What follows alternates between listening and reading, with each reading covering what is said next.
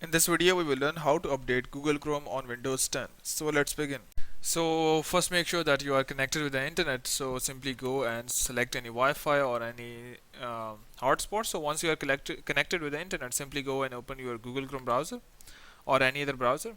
So in this case, we have to update the Google Chrome browser. So the easy way is simply go and open your Google Chrome browser. So once you have opened your Google Chrome browser, click on these three dots and here go to help. So you can see the help. In help, click on about Google Chrome, and in about Google Chrome you would see this Google Chrome and the version of the Google Chrome. In case if the Google Chrome is not updated, you would see an option of update here. So simply go and click on update. In other case, if the Google Chrome is up to date, it would show you that Google Chrome is up to date. So in case if you want to, if this is not updated and you want to update it, there would be a button of update. Click on update and the Google Chrome will be updated automatically. And hope it has helped you in updating the Google Chrome browser on Windows. But before you go, please like, subscribe and share. Thank you.